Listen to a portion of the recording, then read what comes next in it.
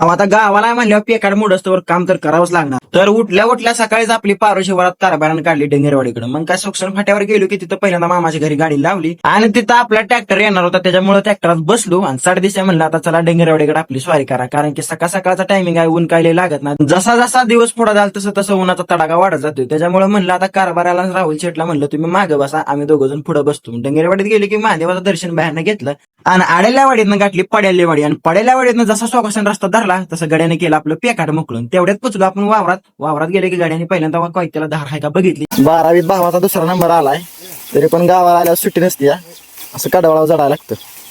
टॉपचा विषय. आता मोठा गडी काम करत होता पण बारका गडी लय चुकारपणा करत होता. लय डेलपाट गडी, आगच वळला गड्याचा तरणा गडी आहे तरी. सकाळी लवकर गेल्यामुळे 2 तासात कडवाळ तोडून आम्ही झालो मोकळं आणि बसलो झाडाच्या सावलीकडे. आता पाऊस झाल्यामुळे मुंगळं काय बसून देत नव्हतं, टाचाटच चावत होतं. मग आता आम्ही म्हणलं बसून काय आम्हाला जमणार नाही, पाठदिशी आपण टायली भरूया आणि रस्ता कमी करूया. आता पेंढेर चाक बांधल्यामुळे आम्हाला पिंडीच वर जात नव्हती, तरी पण कशी बशी आम्ही टायली भरली आणि पाठदिशी म्हणलं आता ऊन लय लागतंय, चला घराकडे जाऊया. पहिल्यांदा जाऊया पाणी प्यायला महादेवाच्या देवळात. पाणी पिलो, गाडीला जसा स्टार्टर मारला तशी गाडी आमची थांबली डायरेक्ट घरी गेलो की टायरी खाली केली, त्यावर झाला आमचा पवायचा टाइम. आता गाडीला स्टार्टर मारून पवायला आम्ही निघालो. त्याच्या आधी म्हणलं रानात जाऊया, कारण की ओंकार शेट आणतंय आपल्या रानात टँकर भरून याला. मग विषय हार्ड नियोजन खट परत पोचलो आम्ही रानात.